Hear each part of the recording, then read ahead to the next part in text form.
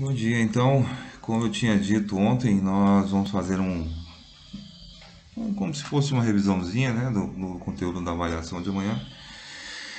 Vou estar repassando alguns princípios de Hard e falando sobre um pouco da evolução do ser humano, né, da evolução humana, né, que são parâmetros aí da evolução das espécies, evolução de órgãos, evolução de indivíduos de espécies diferentes, mas agora a gente está falando sobre a evolução do homem em si, tá?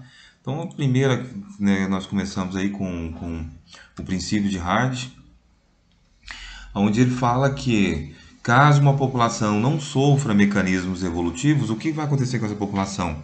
Que ela permanecerá constante, tá? Se eu não tiver entrada ou saídas de mutações ou de cruzamento entre macho e fêmea, essa evolução ela não vai sofrer mecanismos evolutivos. Ela vai se permanecer constante, segundo o estudo de Hard, né, os princípios de Hard. O outro princípio que ele fala que se eu tiver populações diferentes e se essas populações elas tiverem o mesmo número de machos e fêmeas ou de machos e fêmeas férteis, esse estudo ele tem uma ocorrência e uma demonstração eficaz. Mas isso não funcionaria se eu tivesse uma população pequena. Porque como eu tenho dados de mutação em grandes populações, em milhões e bilhões, esse estudo em pequena quantidade, em um laboratório manipulado, por exemplo, não seria uma característica eficiente, um resultado falso positivo aí dessa frequência de certa mutação. Se eu tiver uma mutação em laboratório baseada em dados que foram manipulados, foram feitos com procedimentos, isso não vai funcionar em pequena quantidade e manipulados. Tem que ser a natureza e aleatoriamente, né? Entre populações, entre indivíduos de espécies idênticas, mas que faça esse cruzamento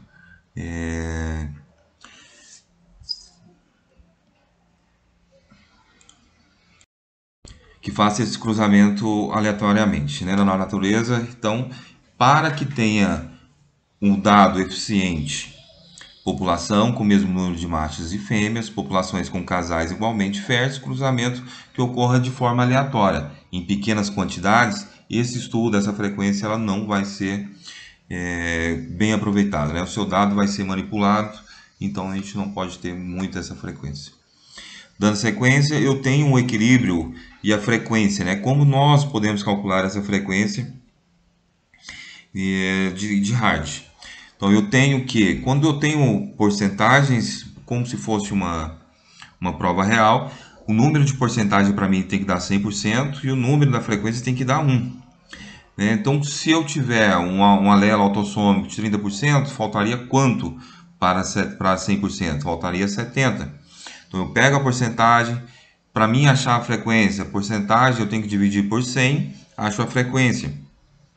A fórmula de Hard é frequência de número de letras, né? A frequência de Bzão, Bzinho, por exemplo, se a gente colocar as letras, eu que coloco P, Q, AB, isso não tem aleatoriamente, você escolhe essas letrinhas para evidenciar.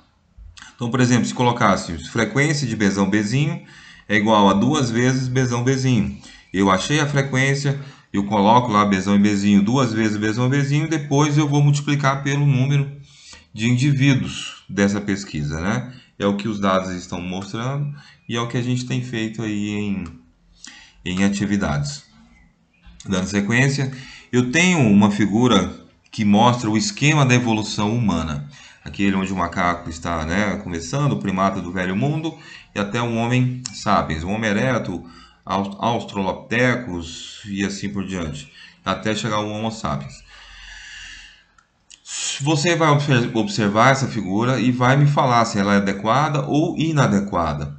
O que nós podemos fazer, saber se ela está inadequada ou adequada, é que esse quadro ele vai evidenciar algumas situações que não são adequadas. Por exemplo, o ancestral comum, o anterior, não pode ser o mesmo meu ancestral. Então eu tenho que, se fosse fazer uma analogia aí da evolução humana, seria melhor uma árvore genealógica. Ramos, uma árvore com ramos, e aí eu estaria o meu ancestral mais próximo que faria suas ligações.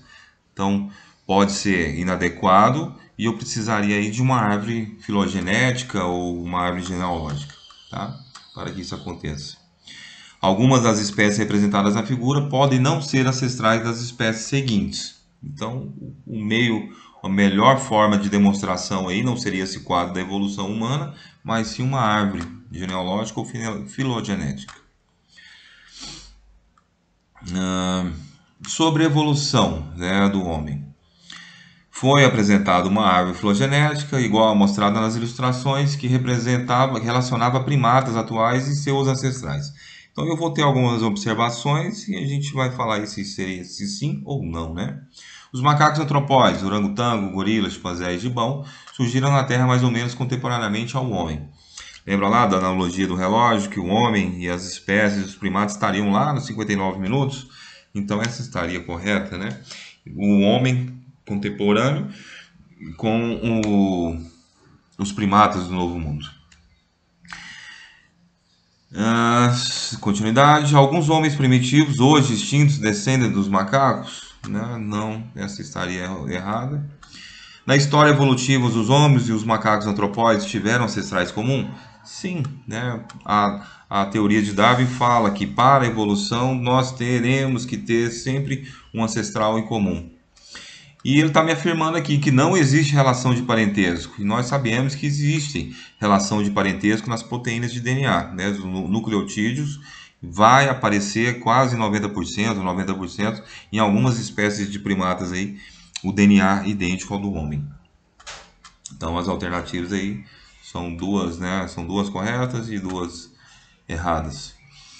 Então ele está me falando aí da sequência, ele está me falando que foi feito um estudo de DNA de proteínas humanas e DNA de proteínas de diversos primatas, e nós tivemos aí uma espécie de primata que favoreceu aí esse estudo, né? Que ele vai me evidenciar aí essa grande porcentagem de igualdade, de paridade do DNA, né? Eu tenho Australopithecus, Ramapithecus, orangotango e o chimpanzé. Algum desses aí vai ter essa compatibilidade com o DNA, com as proteínas de DNA do ser humano. E fazendo aquela analogia de novo do reloginho que nós estamos lá nos 59 minutos, ele me fala se tivesse uma máquina do tempo e a gente pudesse voltar nessa máquina do tempo, aonde seria que nós estaríamos nesse momento, né? Se fosse possível uma máquina do tempo percorrer a evolução dos primatas em um sentido contrário, aproximadamente quantos milhões de anos precisaríamos retroceder? 15 milhões de anos, tá? Se nós fizermos esse retrocesso, o surgimento aí dos antropóides, dos seres humanos, estariam aí há 15 milhões de anos.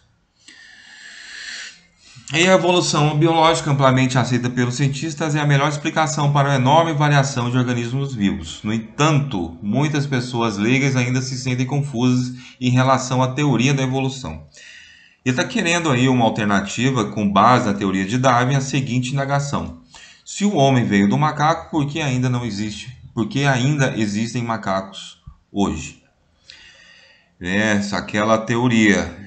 Alguns dos nossos ancestrais comuns ficaram em cima da árvore e os outros desceram.